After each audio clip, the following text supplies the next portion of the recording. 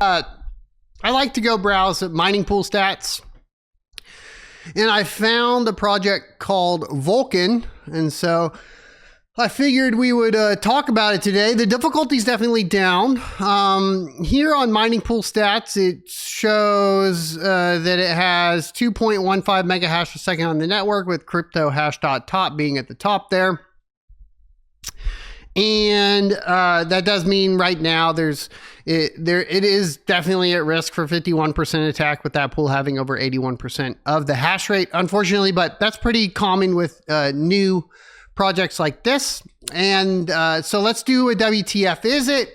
Vulkanchain is a privacy-oriented proof-of-work blockchain that aims to merge privacy, payment solutions, and scalability adapted to emerging trends and regulations. The code base derives from Monero's code, making Vulkan transactions private and untraceable with the help of ring signatures and decoy addresses. Now, a lot of this stuff has been, pretty popularized as far as like typically whenever we read an introduction and do a WTF is on a coin, it's like, oh, this again, that again. You know what we haven't really been hearing a lot about, and I appreciate it here, is, privacy. And I think seeing this focus is a nice change of pace. Merging privacy, and payment solutions with scalability is awesome. So it goes on to say what makes it unique is that it has an ecosystem including vector swap, so vector wallet, and its own over collateralized stable coin. So it has a stable coin USDV planned to launch starting 2025 Q3, backed by a team of highly experienced developers in the decentralized finance space. Vector swap is planned to act as a bridge between private and non-private blockchains. That would be really enticing. Subsequently, enabling USDV minting, burning, and payments on the ERC20 and BSC20 blockchains. USDV does not inherit the untraceable properties of Vulkan, however, so by default on smart contract capable blockchains, but the vector wallet offers an option to anonymize transactions to a certain degree using an output mixing mechanism. So mixers obviously are used to obfuscate where you're sending funds on a public blockchain. This feature allows semi-private peer-to-peer transactions while remaining compliant with regulations. We'll have to see where that goes in the future. Luckily, we're deregulating a lot of crypto right now. More details you can find in the white paper, which they have linked. And so we'll take a look at that in a little bit. But the important thing is tokenomics, because this is where, developers get sneaky all the time. So tokenomics is a total supply of 104.4 million VUK plus tail emissions of 2.8 VUK per block. So it's inflationary. This means that it sounds like there will always be a block reward, which I think, honestly, I'm starting to change my mind on the way this works. So I used to think always like Bitcoin's the way to go, supply cap every blockchain. I'm not so sure. It's clearly not working, right? It's clearly gets to a point to where that idea turns into over 90% mined and everybody's holding, right? And we see that with both, kaspa and Bitcoin. So it brings into question, like, how do you incentivize miners to continue to provide security to the network when the cost to secure the network outweighs the benefit, right? Which is like this big question that I think we'll always have. And one of the ways you could do that is, I suppose, this tail emissions of 2.8 per block, right? So at all times, miners have some sort of incentive to continue to mine, which may be the best way to do it. I don't know. I don't actually know. But when I think about it, I'm like, well, that's a big deal. You need to incentivize people to provide security, right? So I kind of like that idea. The block time's 120 seconds, pretty, slow these days, I would say, but fast for a Monero fork.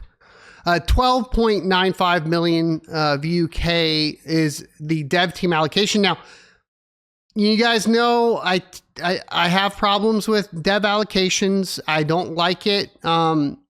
Here's the problem, okay? I can actually break this down very, very simply for you. So how many of you guys have been like keeping up with like Twitch and live streaming in general over the past, decade or couple decades, right? Do you guys remember Mixer? And then when all of the influencer deals started coming out and they were paying influencers like millions of dollars to be exclusive to certain platforms.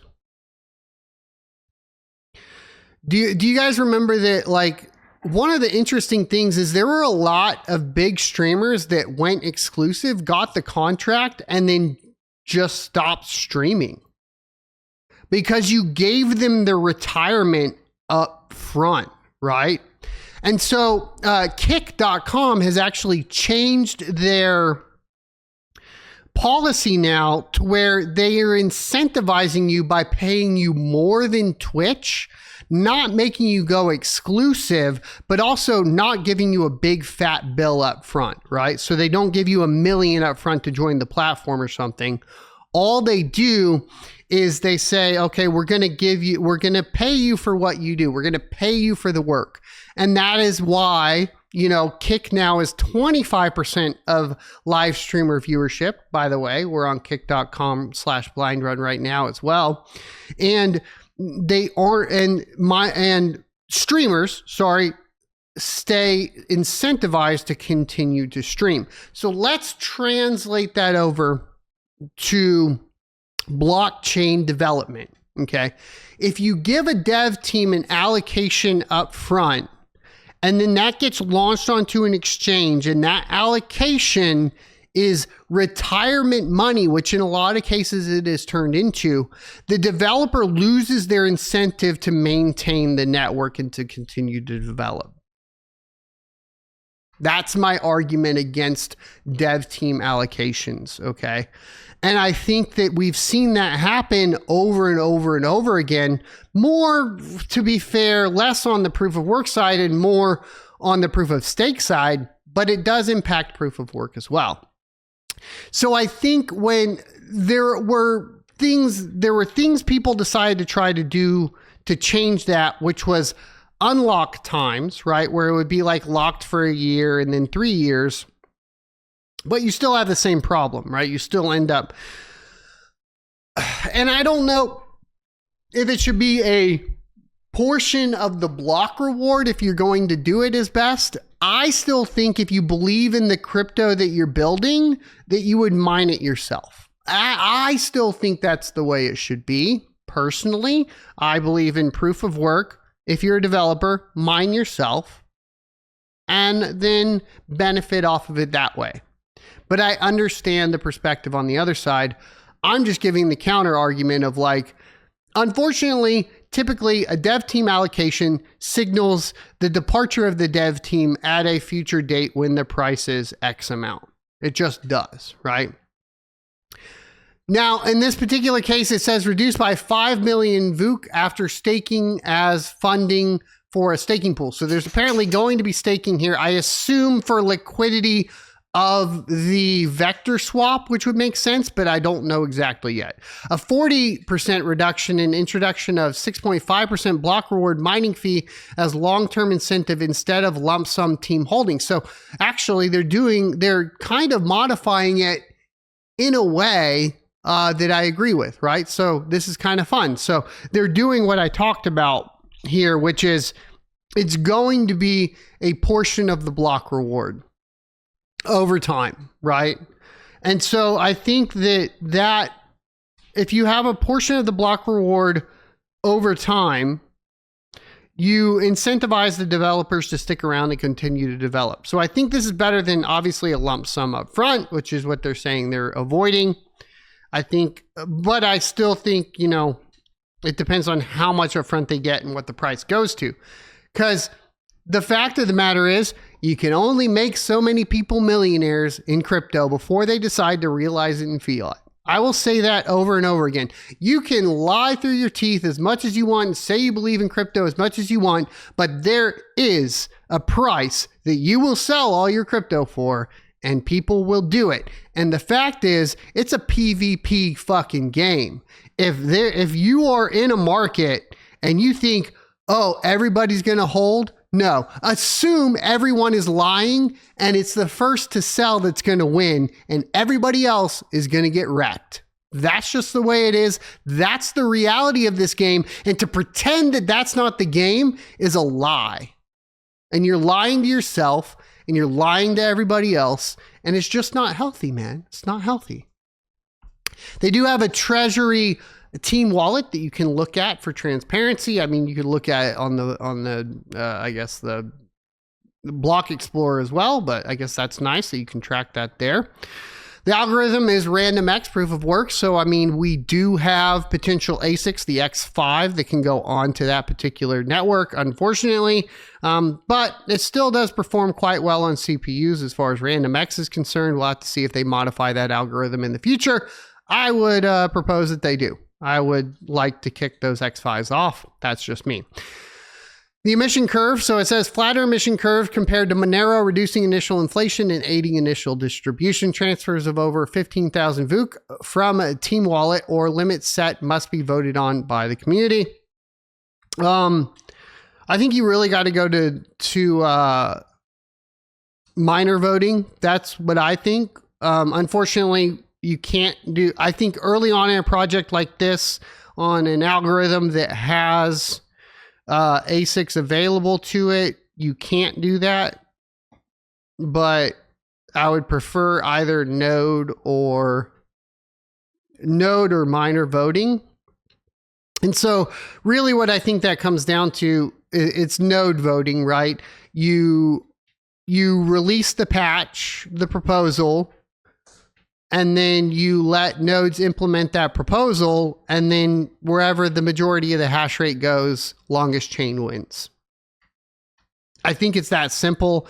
I think voting in Discord can be manipulated, and community voting in general can be manipulated. I don't think that that's the way to run a decentralized blockchain. I think it's stupid. I think it's naive, and I think to do so is ill-fated. It just is. At the end of the day, it's got to be node and hash power. That's really what you got to aim for. If you're in their particular situation with RandomX and having the X5s potentially going onto it, you're going to need to fork the algorithm first and put it into a place where people have equal voting power, unless you want to be run by X5 farms, and then, okay, you let them vote how they want, right? It just is what it is, right? So their roadmap is Vulkanchain launch, website revamp, and Explorer launch in Q3 and Q4 of 2024, which we're at now.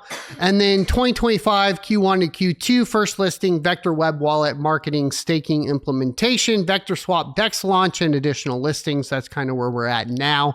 2025 Q2 to Q4, which we're coming up on, will be the USDV launch on BSC20 protocol and on ERC20, and the Vector USDV integration. It has mining instructions on the GitHub, so you guys can go check that out. I will link this Bitcoin talk in chat. As far as the website, it's a pretty clean website. I'm really getting kind of sick of these recursive though, because they use so much memory. And when you're trying to live stream, it's like, can we stop doing this? Because I got 30 freaking tabs in some memory sucking BS fucking template you got off of who knows where, Squarespace or whatever. It's just getting annoying. Make them easier. Look, the best projects have been simple text-based HTML. Just do that. Make it look clean. All this crap. I can't review these things. It's just annoying. It gets all soupy. I hate it. That's just me complaining. We'll stop complaining here. Looks like the Vector wallet. Let's see if the Vector wallet's up. Yep. Vector wallet's up. So you can do that. So web wallet is here. Let's see if they got some nodes there. Let's see if the app is up. Clicking launch app doesn't do anything right now, so I don't know if they have that up right now. Light paper. Oh, let's go back here. So that's the white paper. And then let's check the GitHub. And we'll look at code changes. There were code changes last month on workflows, the SRC, and on the README. README doesn't really mean much. And some tests going on as well. What would be interesting, was this straight forked from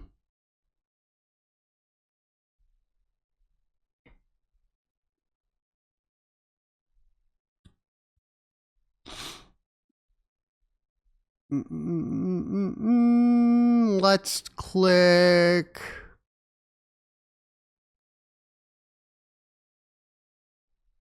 Wonder if we can search. Okay.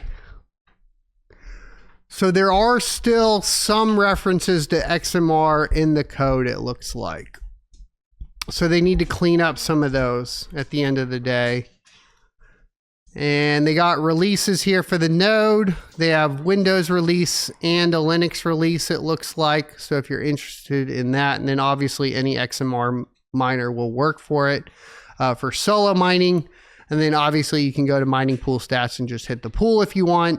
Looks like we're ready to go. Pretty easy. I trust everybody that watches my channel knows how to start mining new tokens pretty quickly. So I think we're gonna wrap it up there. I don't think that we need to go over, you know, the entire white paper. We got the keys that I think are relevant. At the end of the day, I hope you enjoyed this clip from the Crypto Mining Show. If you would like to see more from this particular episode, take a look up here. Don't forget to also subscribe to the channel. And if you want to support me directly, you can go to sonofatech.locals.com and become a member. Thanks for watching, and I will see you next Tuesday.